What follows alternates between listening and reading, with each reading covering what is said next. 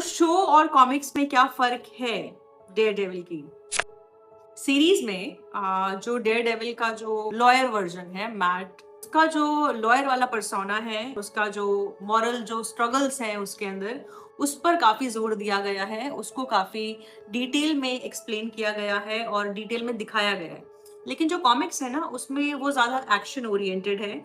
और जो इस कैरेक्टर के जो सुपर हीरोइक फाइटिंग स्किल्स हैं या जो क्राइम फाइटिंग के जो एस्पेक्ट्स हैं, उस पर ज्यादा जोर दिया गया है, उसको ज्यादा अच्छे से कवर किया गया है। तो ये तो एक फर्क है सीरीज में और कॉमिक्स में।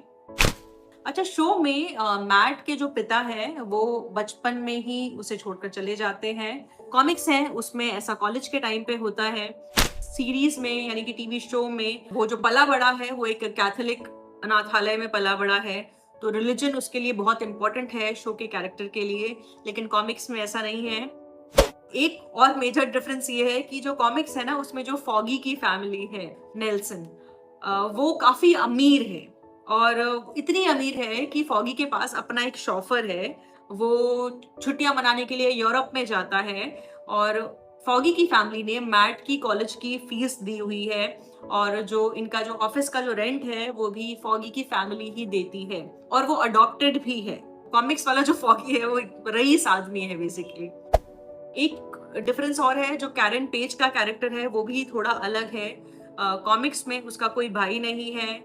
और उसके जो पिता है वो एक मैड साइंटिस्ट है। कैरन के पिता वो एक एक्ट्रेस है। और वो ड्रग्स से भी ड्रग्स का एडिक्शन उसको है। तो वो उस एक पर्सनल स्ट्रगल से भी जूझती है। और कॉमिक्स में उसने कभी कोई वायलेंट क्राइम कमिट नहीं किया है। तो उसकी स्टोरी लाइन, उसका कैरेक्टर काफी अलग है। बल्कि कॉमिक्स में उसके पिता मैड साइंटिस्ट हैं, वो एक एक्ट्रेस है, ड्रग एडिक्शन है, ये सारी चीजें तो है ही। लेकिन फिर भी कहीं ना कहीं ऐसा लगता है कि वो बस एक इम्पॉर्टेंट रोल प्ले नहीं करती है कॉमिक्स में। जो हमारी सीरीज वाली कैरन पेज है, वो जब तक भी इस शो का हिस्सा थी, उनका अपना कुछ विचार होते थे और उनकी भी अपनी एक पर्सनल स्टोरी थी। तो डेयरडेविल के पास जो पावर्स हैं उसके बारे में मैं कुछ कुछ पढ़ रही थी, क्योंकि शो में तो हमें बस ऐसे दिखाया जाता है ऊपर ऊपर से। एक तो ये है कि उसके पास मतलब उसको दिखता नहीं है, वो अलग बात है। लेकिन इस शख्स की जो बाकी सेंसेस हैं वो काफी तेज हैं, वो काफी हाइटेंड है जैसे कहा जाता है। बेसिकली वो ज्यादा अच्छे से सुन सकते हैं, ज्यादा अच्छे से स्मेल कर सकते हैं, फील कर सकते हैं वाइब्रेशंस, और वो अपने पैरों के थ्रू वाइब्रेशंस महसूस करते हैं। अगर उनके अराउंड कोई चल रहा है, चाहे पीछे या आगे, तो वो उनको वाइब्रेशन समझ में आ जाती है कि कौन कितनी दूरी पर है। जिन लोगों को नजर आता है उससे भी ज्यादा अच्छे से वो अपने आसपास की चीजों को ऑब्जर्व कर सकते हैं, क्योंकि जिन्हें दिखता है वो डिस्ट्रैक्टेड रहते हैं विजन में। लेकिन मैट के पास, डेयरडेविल के पास आंखें नहीं है, तो उसके बाकी सेंसेस जो है वो काफी तेज हैं। इसकी वजह भी है, उनके साथ कुछ इस तरह का इंसिडेंट हुआ था बचपन में, जिस वजह से उनके जो बाकी सेंसेस हैं वो हाइटेंड हुए। जो कॉमिक्स हैं, पिछले कुछ साल में ही कोई कॉमिक्स आई थी डेयरडेविल की, और उसमें डिस्क्राइब किया था डेयरडेविल ने खुद कि वो हर चीज इस तरह, मतलब इस डिग्री पर सुन सकते हैं या सेंस कर सकते हैं कि उनको ऐसा लगता है कि जैसे वो सामने वाले को देख ही रहे हों। अगर उनके पीछे भी कोई शख्स खड़ा होगा तो भी डेयरडेविल को ऐसा लगेगा कि वो सीधा उस इंसान को स्टेयर कर रहा है, देख रहा है, घूर रहा है। डेयरडेविल जो है वो कुछ हार्मोन लेवल्स भी सेंस कर सकते हैं। तो अगर कोई इंसान उन पर सरप्राइज अटैक करने वाला है तो डेयरडेविल को समझ में आ जाएगा, क्योंकि वो जो हार्मोनल लेवल है उस शख्स में है, उस अटैकर के पास है उस वक्त उसकी बॉडी में, वो डेयरडेविल सेंस कर लेगा। इनफैक्ट अगर डेयरडेविल कहीं बाहर है, किसी डेट पर है, और उसकी डेट डेयरडेविल में इंटरेस्टेड है, तो वो भी चीज डेयरडेविल को समझ में आ जाती है।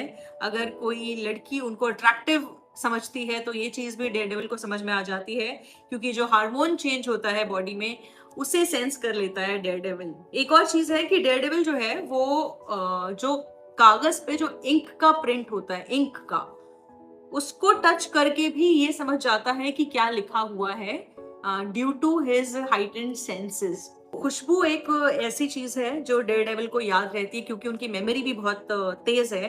तो अगर वो किसी इंसान के साथ सिर्फ 5 मिनट भी रहे हैं तो भी उस इंसान की जो स्मेल है वो डेयरडेविल को याद रहेगी। और वो भले ही उस इंसान ने कितना भी परफ्यूम लगाया हो, कितने भी अलग अलग तरह के मिस्ट यूज किए हो, फिर भी डेयरडेविल उस स्मेल तक पहुंच जाता है अपने सेंसेस की वजह से। और जो कितनी भी भीड़ हो एक कमरे में, डेयरडेविल जो है वो उस भीड़ के बीच से भी किसी इंसान का जो इंडिविजुअल अरोमा है उसे पहचान सकता है, चाहे वो इंसान उससे 50 फीट की दूरी पर ही क्यों ना हो।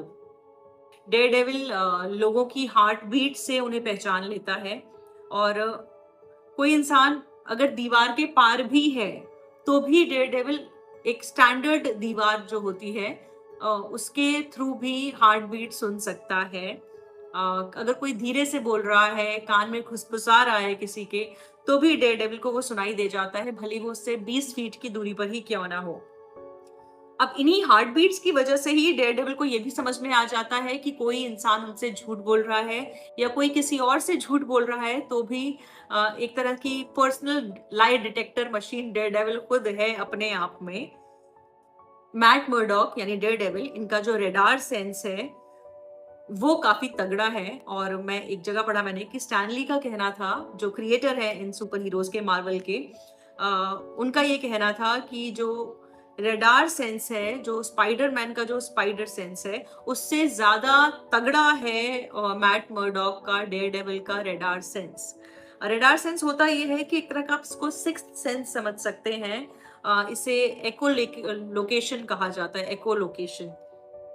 बेसिकली इससे ये समझ में आता है कि कोई चीज उनसे कितनी दूर या उनके कितनी पास है,